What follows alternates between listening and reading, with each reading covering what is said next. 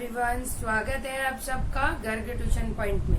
मर्ज short करेंगे हम, लेकिन मर्ज शॉर्ट में करने से पहले हमारे लिए मर्जिंग जरूरी है, क्योंकि अगर हमें मर्ज नहीं आएगी तो हम मर्ज शॉर्ट नहीं कर पाएंगे।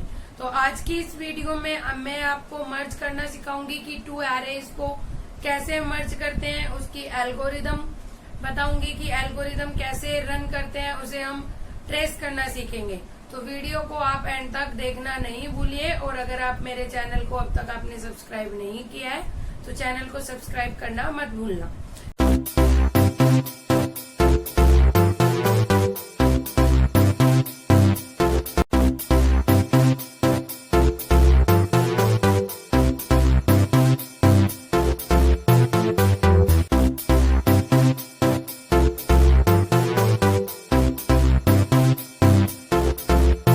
मर्ज शॉर्ट या फिर मर्जिंग करने के लिए हम किस चीज की मर्जिंग मतलब कंबाइन करना, किस चीज को कंबाइन करेंगे, टू और थ्री थिंग्स को जब कंबाइन करते हैं तो वो चीज कहलाती है मर्जिंग।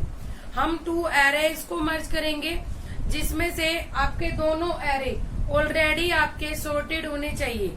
ठीक है, तो देखिए यहाँ पर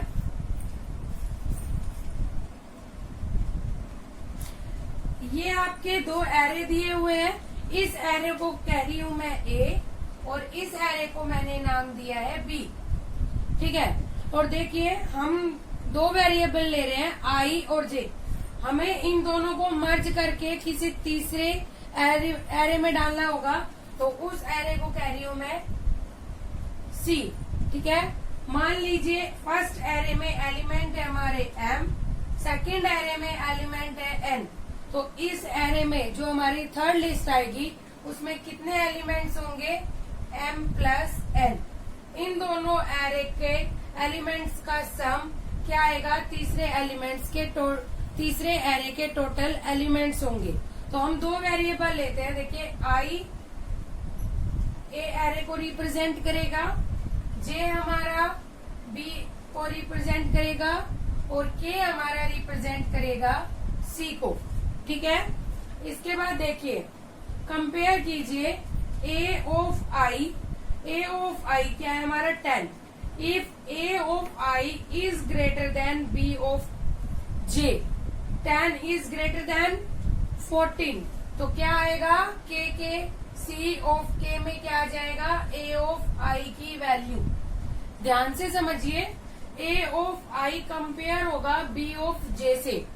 if A of I is greater than B of J, ठीक है, या फिर आप कह सकते हैं if A of I is less than B of J, then C of K में क्या ट्रांसफर हो जाएगा, जो वैल्यू छोटी है, मतलब ए ऑफ आई ट्रांसफर हो गया। फिर इसके बाद होगा क्या, के यहाँ से शिफ्ट होकर यहाँ पर आ जाएगा। के की वैल्यू 1 से इंक्रीमेंट हो गई, और जिस एरे की वैल्यू यहाँ पर इंसर्ट हुई है, जैसे आई की वैल्यू इंसर्ट हुई है, तो यहाँ से आई भी इंक्रीमेंट हो जाएगा, और जे हमारा यहीं पर रहेगा। फिर A of I is less than B of J, no, तो क्या होगा, बी ऑफ जे यहाँ पर आ गया, के की वैल्यू 1 से इंक्रीमेंट हो गई, यहाँ पर पॉइंट करने लगा। अभी जे की वैल्यू यहाँ से इंक्रीमेंट होकर यहाँ पर पॉइंट करने लगे। ठीक है, हम मतलब एक बार में जब एक एरे में गया, एक लूप में गया, तो दो वेरिएबल्स की वैल्यू इंक्रीमेंट होगी।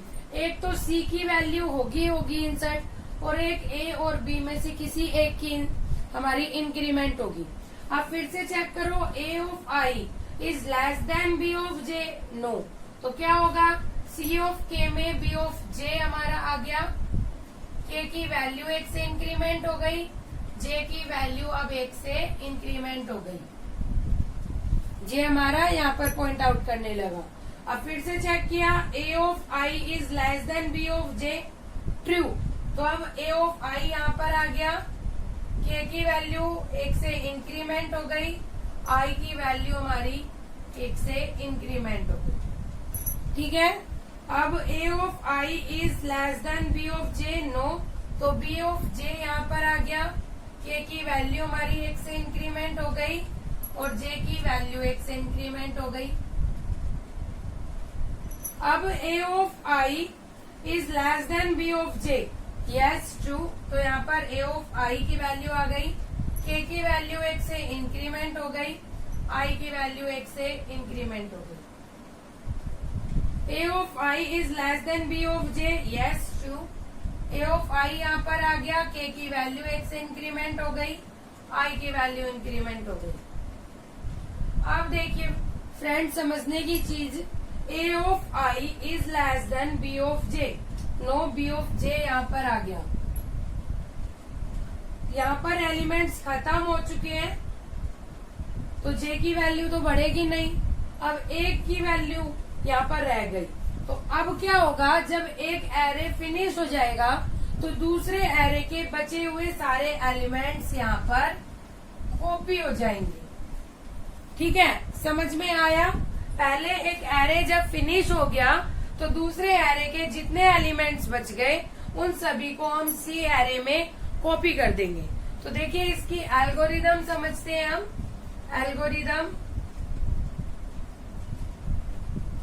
एल्गोरिदम में होगा क्या, आपके 3 एरे जाएंगे, ए बी और सी।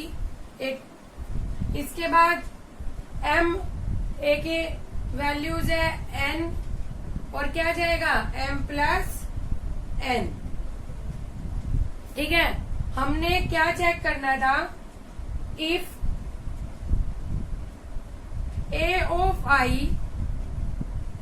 Is less then a of j, हमने यही चेक किया था।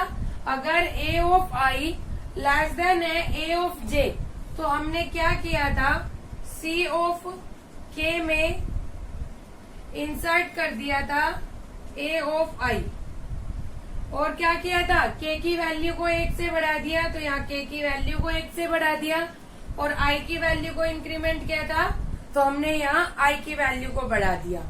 ठीक है, और इफ अगर ये कंडीशन ट्रू नहीं है तो इसका मतलब एल्स में गया, एल्स में c ऑफ k में हमने इंसर्ट कर दिया b ऑफ j, और हमने k की वैल्यू को बढ़ा दिया और j की वैल्यू को बढ़ा दिया।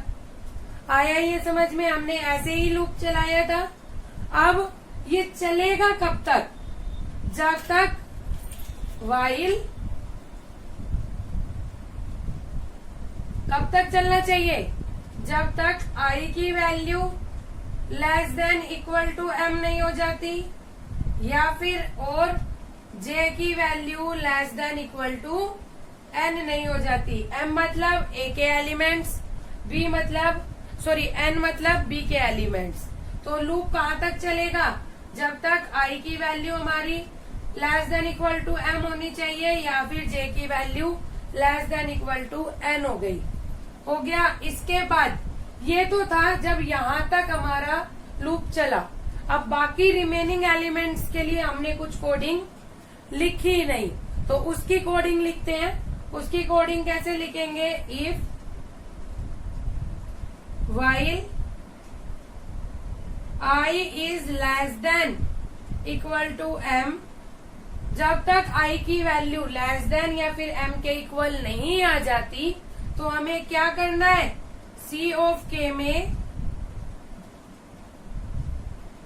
a ऑफ i को इंसर्ट कराते रहना है, और k की वैल्यू को भी बढ़ाना है और i की वैल्यू को भी बढ़ाना है। ऐसे ही दूसरा लूप लगाएंगे किसके लिए, j के लिए। j is less than equal to n, तो क्या हो जाएगा, c ऑफ k में क्या इंसर्ट हो जाना चाहिए, b ऑफ j, और दोनों की वैल्यू को 1 से इंक्रीमेंट कर देंगे। तो आया आपको समझ? यहाँ मैंने आपको एग्जाम्पल बताया और बहुत क्लियरली आपको यहाँ एल्गोरिदम समझाई है। हमने चेक किया था a of i is less then a of j, तो हमने c में क्या इंसर्ट किया था, जिसकी वैल्यू छोटी थी तो c में इंसर्ट कर दिया, और दोनों ही वेरिएबल को 1 से इंक्रीमेंट कर दिया। और अगर ये छोटा नहीं है तो b की वैल्यू इंसर्ट हो जानी थी, तो हमने ये इंसर्ट करा दी। अब ये लूप है जो आपके रिमेनिंग एलिमेंट्स बच गए उनके लिए। ठीक है, तो आया आपको समझ में ये एल्गोरिदम और ये एग्जाम्पल? अगर कोई भी प्रॉब्लम हो तो आप मुझे कमेंट करके पूछ सकते हैं। ये इसमें अभी तो हमने दो टेबल को, दो एरे को कंबाइन किया है। इसी तरह से आप 3 वैल्यूज को भी कंबाइन कर सकते हो, 3 एरे को। इस तरह से आप 4 एरे को भी कंबाइन कर सकते हो, लेकिन उनको कंबाइन करने के पैटर्न अलग अलग हो सकते हैं। जब हम 2 एरे को कंबाइन करते हैं तो ये कहलाता है 2 वे मर्जिंग। ठीक है, तो आज मैंने आपका मर्ज का कॉन्सेप्ट क्लियर किया है, 2 वे मर्जिंग कॉन्सेप्ट क्लियर किया है। आई होप आपको समझ आ गया हो। ये कॉन्सेप्ट इसलिए कराया गया है क्योंकि जब तक आप मर्जिंग नहीं करेंगे तब तक मर्ज शॉर्ट आपको क्लियर समझ में नहीं आएगी। तो नेक्स्ट वीडियो में हम मर्ज शॉर्ट करेंगे। आई होप आपको ये समझ में आ गया हो। तब तक के लिए नमस्ते, घर पर रहिए, सेफ रहिए। Thank you.